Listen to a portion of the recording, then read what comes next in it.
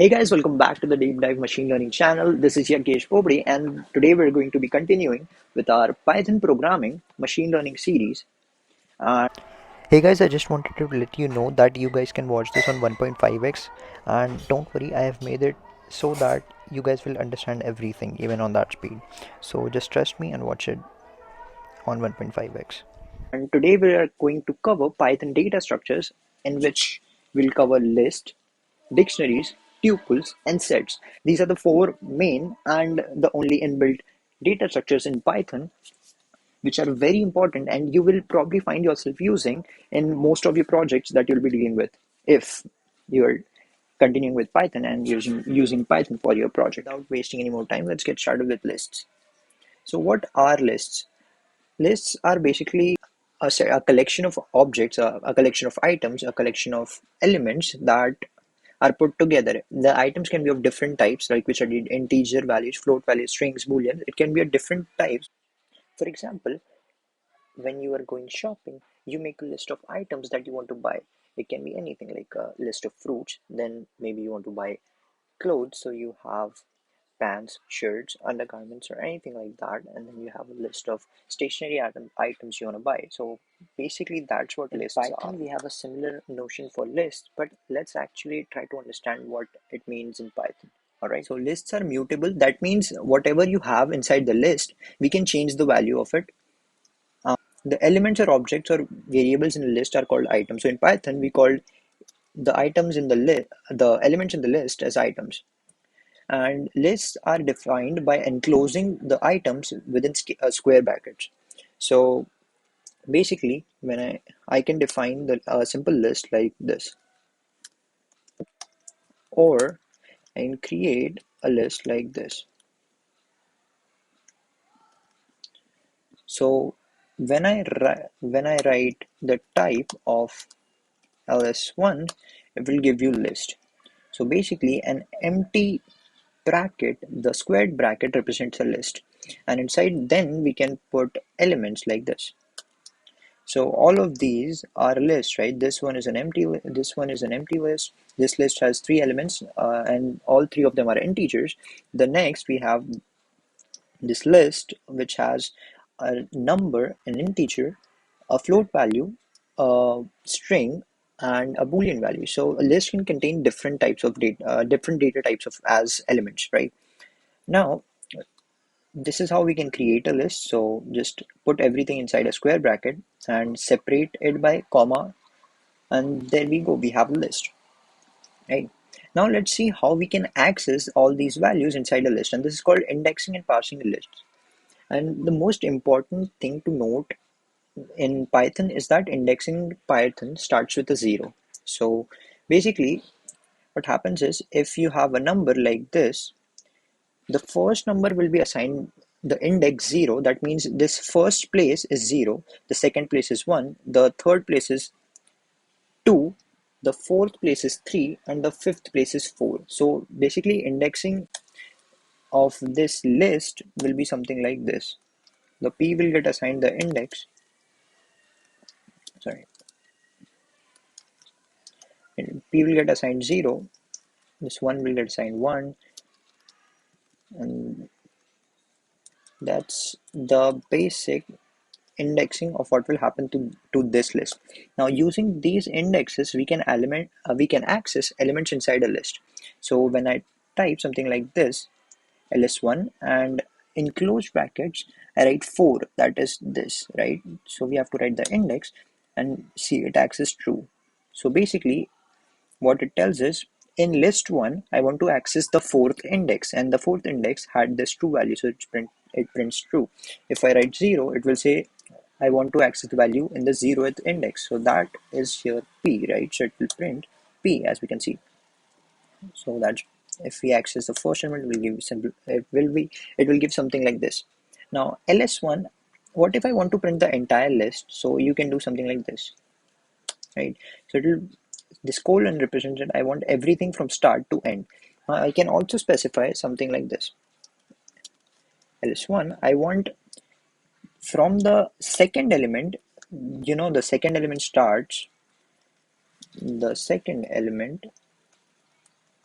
starts from the first index, right? Because of the zero indexing, this means from the second element I want till the end. That's why when I printed, this p gets excluded because this is the first index, and from this first I want it till the end. I can also write something like this, ls1, and I can write like this. So what this minus 1 represents is, it basically tells you that I want to access the negative index, and negative index works something like this. So the last element is given minus 1. So last element is minus 1. Similarly, the second last element is minus 2. So for example, in our list, the list that we have, true will be given minus 1, q will be given minus 2, and this will be minus 3, then minus 4 and minus 5, and so on. So if I write something like this, comma, minus 2, sorry, actually it doesn't work that way. We need to use colons. And so what you need to observe here is, what I did is, actually let's take it one step at a time and just print to minus 2 for minus 3 first. What will we do is, minus 3 is this element, right? Minus 1, minus 2, and minus 3. So it gives you 1. Now, what if you want the list, but you want to change the number of steps you take? That is, example, if I want first the first element, then I want to skip this and get the next one, and then skip this and get the next one. That means you want to change the number of steps you're taking at a time. So I want the first element, and from then I want till the last element, but I want to skip one number, right? So I mean, in total, I want to skip two numbers. So here you will see that what I did was, first I got the first element because the starting point was this. So basically, you can say this as, start point will be 0, and then I have end point. If I don't mention anything, that means it is the last element, and then the step value. And this step value basically suggests how many numbers we are going to jump. So here from P we went straight to 1, right? So these two number got skipped. Then from this one, we skipped this one and Q. Then we went to true. So we printed this value. So that's basically how you can pass through an entire list. And what happens if I write minus 1 or something like a minus value? So it only prints P. But what if I start from the last element? So I will give it this. And what you see is, it starts from the fourth element and then it reduces the index by 1. So 4, then it will reduce the index. So step value means you use this to go back and forth, right? So minus 1 means you have to reduce the index by 1 and go backwards. So basically, I started from here, then I'm going backwards. So true, then Q, then 1, and then string of 1, and then string P. So that's basically what gets printed. So this is how you can pass through a list, right? Now let's see some inbuilt functions for list. So first we print our list, then we use list1 and dot append function. So append function basically adds the element at the last place. So here we see this initial value of our list, and when we use list.append s, then we see that this s is added at the last place, right? So that is basically how you use the append function in a list. And now you can also append an entire list. So we can have list inside a list, and that is called nested list, right? So here we see that when we append this s and t list, this was our initial list. When we appended, this entire thing got added at the last. Now this is another function that we can use, dot extend. And when we provide dot extend a list, that means these individual values will be added like this. So now our list got extended to this, right? And why is this different from the append function? Because in append function we can only provide one value, but in extend function we can provide a list of values. So that's very useful, right? And then we have this insert function 2 comma 14. So when we use insert function, we'll see that how this works is we write insert, then we give an index, and then we give a value. So basically it says something like this: in list 1 I want to insert element 14 at the index 2. So 0, 1, 2. So this was index 2, and I added the element 14. That's how basically the insert function works. Now we have the pop function. You can use the pop function to pop off a value at that index out of the list. So here I added 2, here I added 14 to the index 2, and now let's pop out that 14 value from the list. So you see, you cannot see the 14 number which was present here, right? So that basically means it popped out, right? And you can also do something like this. So now what will happen is, we saw that there was a 1 here, but now it's nowhere to be seen. And what happens is when I print A, this gets 1. So it pops out the element in list and assigns it to the variable A. So that basically what happens. Now let's see this dot count 1. So what it does is basically it counts the number of occurrence of this number. So 1 only occurs one time in our list, right? So that's why it basically counts 1. List 1 dot index 1 comma 0 comma ls1. So we have, I'm sorry, ls1 dot index, and we have 1. So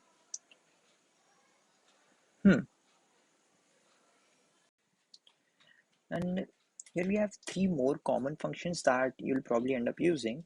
There are min, max, and sum. So I can write list 1, list 1, list 1. And actually I would have to use the print statement like so. And again, when I do that, unsupported between instances of bool and string. Actually, our list contains all those values, right? So our list contains all these strings values. So using min, max, and sum won't work on it. So let's do something like this. Let's create list 1 equals to, I will use something like 1, 2, 3, 10, 23, and let's change the number to 12. All right. Now what we see is the first minimum value of this list 1 got printed as 2, the maximum value got printed 23, and the sum of all the elements in the list got printed as 50. So that's basically how you use these 3 functions, and you'll be using them a lot. Now let's see what we have. This is an interesting one because what is it saying? Like list times 2, right? This is a product operator, right? So let's see what happens here. You see, this was our initial list. You can just print the initial one. So this is our initial one, and when we write times 2, what happens is the elements get repeated. So that is basically how this works, right? If I write 3 times, it will get repeated 3 times, right? 4 times, and so on. Now let's see how do we loop through lists.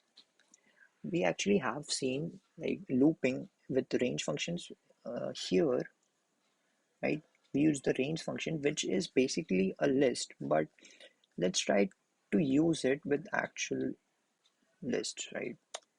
So when I use this for I in this list 1, 2, 3, 4 and print I, you'll see that I gets assigned the values in the list one by one, and it prints successively through the loop.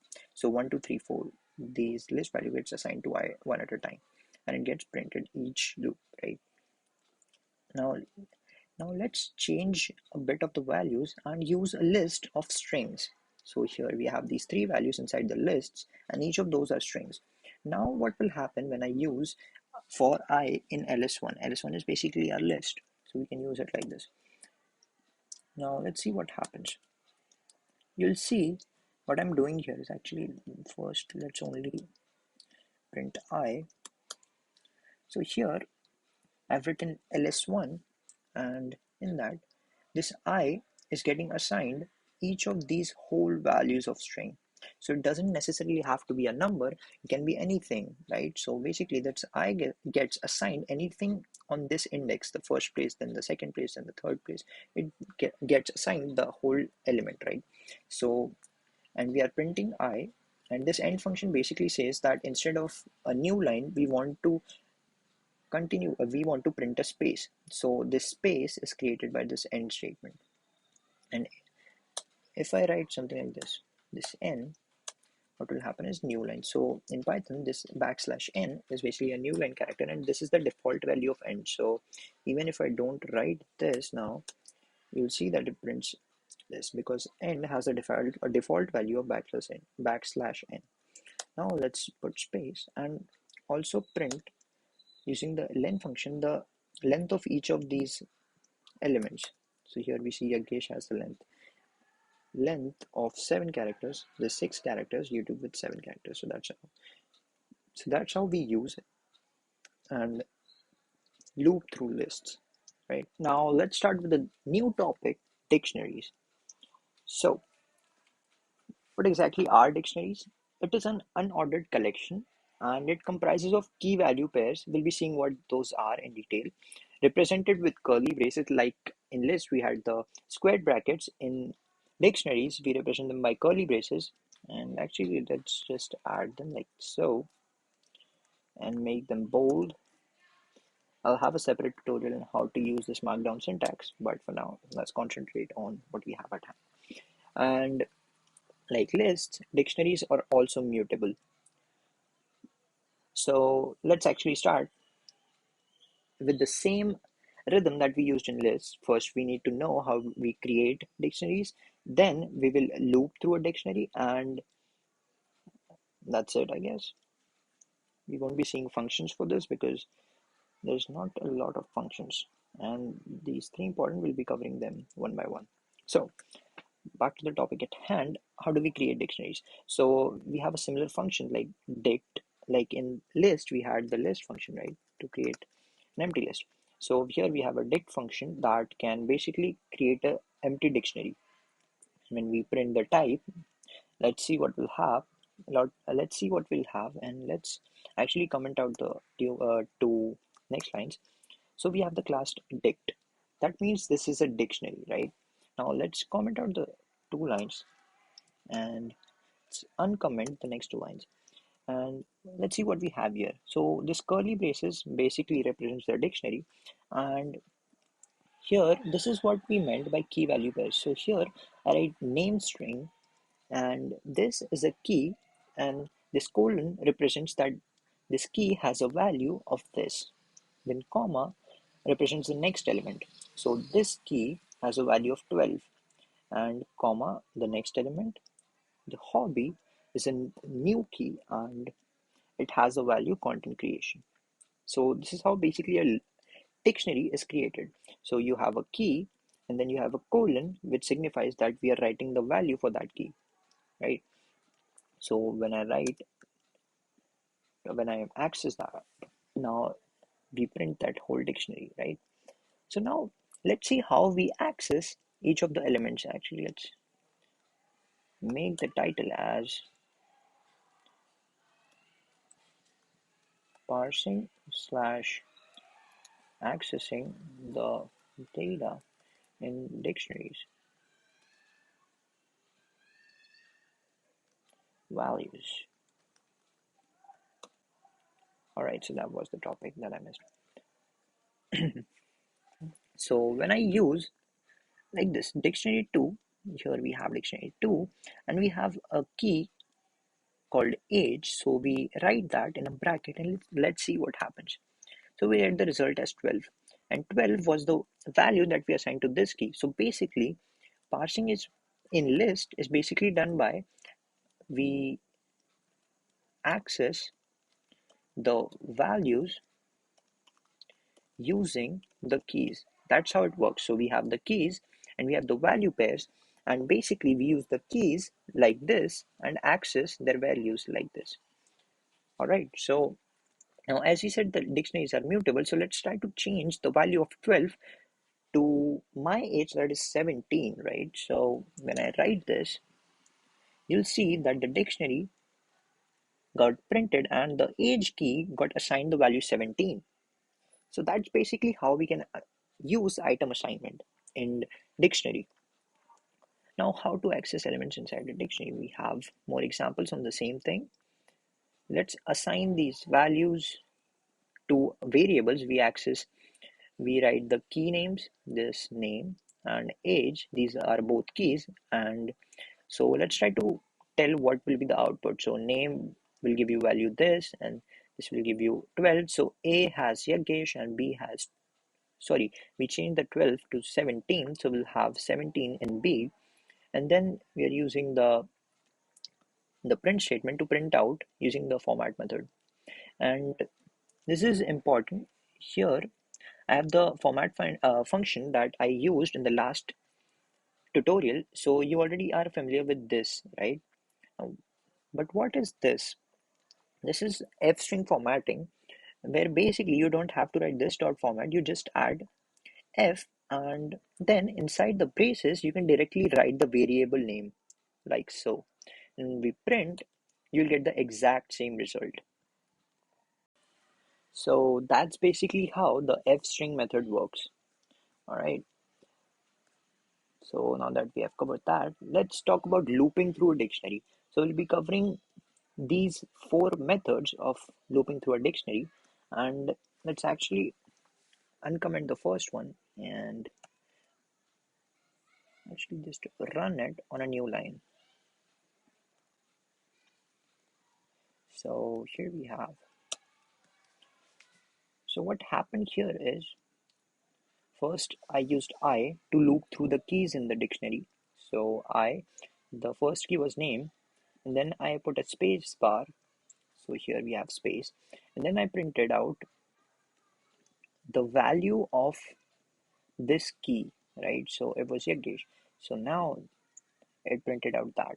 Now again with the loop, so next was age, then the value 17, hobby, this was content creation. So that was one way of printing and looping through a dictionary. So the one important key thing that you need to remember is, when you use a loop on dictionary, you get assigned the keys to the variable, right? So I got assigned only the keys, right? The name, age, and hobby. What if I want to access the values directly, right? That's not how it works, but let's see. Here we have this function that is basically used like so. Dictionary 2 dot values. This basically lets us access the values in the dictionary.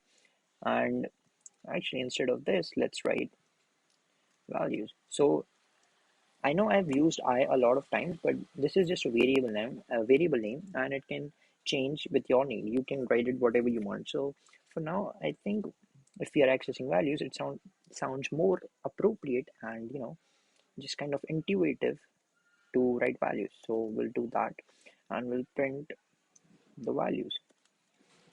So what we have is Jaggesh 17 and content creation. That's basically the values that we have stored. This Jaggesh 17 and content creation are our values in the dictionaries. Now let's write another one. What if we only want to access keys, right? So you can access that like this.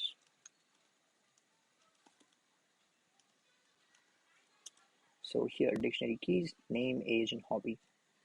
Now there's another function that is items, which lets you access key value pair like this. So we have name and Yagesh in tuple. This curly braces we'll study in just the next topic, that is tuples. So this is a list of tuples.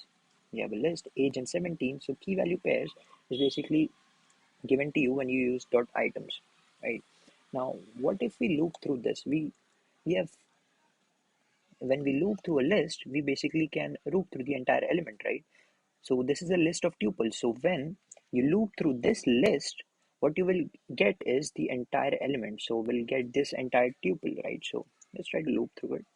So pair and in dict 2.items, and when we print pair, let's see. So the entire tuple, this key value pair, got printed. Now you can also write something like this: key, comma, value. You see, each of the elements are two values, right? What if I want these two values in separate variables? So that's what I'm doing right now. Dot items gives you a tuple, this, and then these two variables get assigned to something like this. So when I print, sorry, space for print key and value. So name, Yagesh, age 17, hobby, and content creation. So basically, key values get printed. So what happens is this key and value get assigned the values like this. So key gets assigned this name in the first loop, and value get assigned Yagesh because this tuple and these two variables get assigned directly like this, right? So it's basically like saying a comma b equal to 1 comma 2, right? So when we do this, we can assign 1 to a and b 2, right? So similarly, we have here key and value, and we are assigning them name and Yagesh. And with each loop, we are updating it. So key becomes age in the second loop, value becomes 17, and that's what's happening. All right, so that is how you access both key and value at the same time. And one thing to note that is you cannot access keys with values like you can, but the inverse is definitely true. You can access values with the keys. So here we have another example where we are using typecasting. So actually, one of the doubts that most people have is can keys only be strings? So that's not true. Here we have keys as numbers like this, and we can definitely have the keys as numbers, and we print here like this. So we print I, and but the problem is in this case the key is 1. That means the I here is an integer, and we cannot add integer with a string. Actually, I'll show you 3 plus a. So you'll see we get error unsupported operand type. That means you'll have to have integer to add with an integer like this, and a string to add with the string. That becomes something like this. So here I wanted to create this integer value to string. So I use the string function that basically converts this anything inside it to a string, and this is called typecasting. So typecasting is basically when you change the data type from one to another, like in this case integer to string, right? So that's basically what we are doing. And here is another example of typecasting. For example, if I write boolean, I want to convert anything inside it to a boolean value. So when I write 1, it will convert it to a true, and anything like 1 or any value, right? Like if I write 12, 3, 1, 2, 3, 3, it will get converted to true. But if you write something like empty statement, it will get converted to false. For example, if I write this empty string, or a 0 value in integer in float value 0.0, or if I write an empty list, if I write an empty dictionary, if I write empty tuple, if I write anything, any one of these, then it will get converted to false, or actually a none value. So these are the only types that when given to a bool, they will typecast to false. But anything other than this, it can be any number, it can be any string, it can be any list, any dictionary, any tuple, that will basically be get converted to a true value. That's how it works. All right. So basically, all these things I could have taught you in the string section, but I didn't because I want you guys to understand one things like these while we are working with them and actually applying them, right? So we'll learn things and I will cover everything while I show you with examples, right? Instead of just saying topic wise. And trust me, I'll cover every topic. So now let's talk about nested dictionaries. So what happens if we have this value and here we have a dictionary instead of just one number or an integer? So we have dictionaries as values. So dictionary inside a dictionary, these are called nested dictionaries. Here you see I have three dictionaries which have mango, chicken, sandwich, and the values as tasty, delicious, and edible. So I create a dictionary fourth and use this to create the dictionary fourth, right? So let's go ahead and execute this print statement and we get the dictionary, right? So for each key, we have a dictionary as value. Now let's uncomment these and try to see what happens when we use and parse this key, and then inside this key we also give another key. Let's actually see what happens and try to understand. Here is an error that says item 1, so maybe I have a spelling mistake. Actually, I accessed the wrong dictionary here. I should write 4 and 4. So this is part of programming. You make silly mistakes even after years of experience. So now let's see what happened here. When I printed dictionary 4, you get this output. So the whole dictionary got printed. When I use dict 4 and parse the item 1 key, I get this as a result. And item 1 was this mango tasty, so we got printed. Now inside this, if I wanted to access this tasty, then I needed to add this mango, right? Because we have studied how to access and value with the key, and that's how you do it.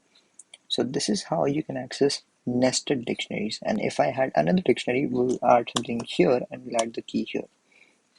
So you can have an n-dimensional nested dictionary. That's how basically nested works.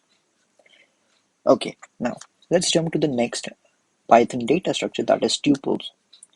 And the thing to note is it is very similar to lists. It basically has the same and all functionalities of a list, but it is immutable. And this is a very important point to note because many of the times you need to store fixed values and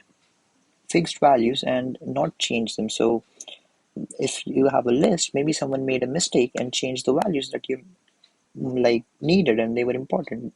So when you set tuples, you can just create an immutable data structure, right? So even if someone makes a mistake, they cannot change the value. So that's basically an important use. So this is how we create. So as in the list and dictionary we saw, we can use the similar function like tuple and create it. Then when we say type A, we get tuple. And then let's create a tuple with 1, 2, 3 number elements.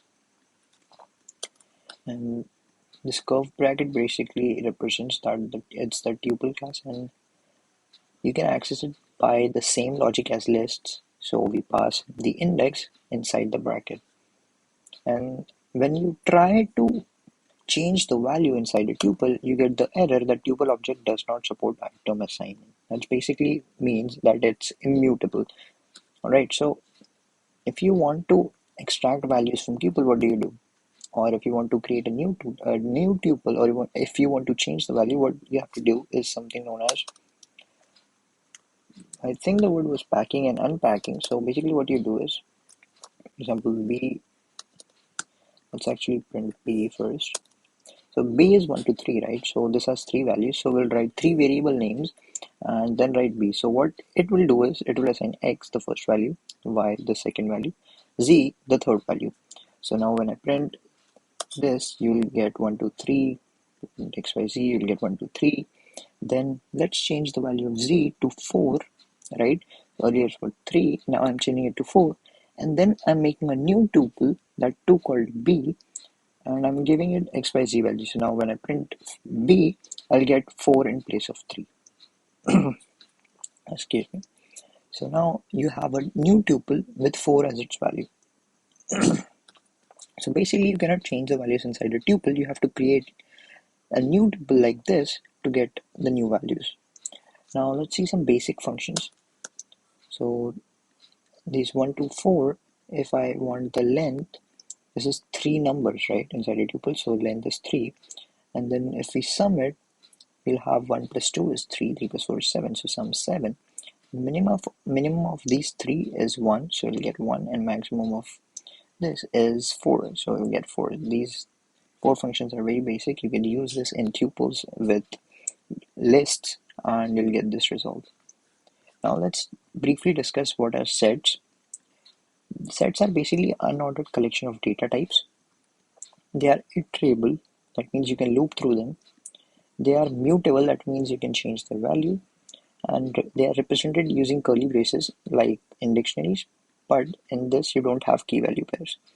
It has no duplicate elements. You already know that from maths that sets cannot have duplicate elements, right? So no, this is based on a data structure known as hash table. So you may or may not know what a hash table is. So sets is based on that concept.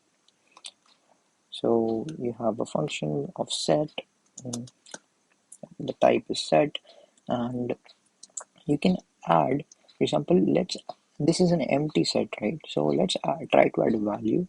So we say set var dot add Hulk. So this string gets added here, right? Then when I print it, so this print set var prints out Hulk. And now let's create a new set 1 2 3 3. And what you observe is I have written 3 two times, but when I print it, it only prints 1 time. So that's basically how sets work. So now I have an assignment for you guys. I want you guys to find functions on sets yourself and try it. So find functions like how to delete an element in the set, or in a tuple how to add element to a particular index. So like we saw the append function or extend function in list, try to find out what do we use for extend, insert, we saw in list, right? So try similar functions in sets and tuples. So if you are going to learn programming on yourselves, you need to have a habit of researching these things yourself. So this concludes this tutorial, and next time we'll be studying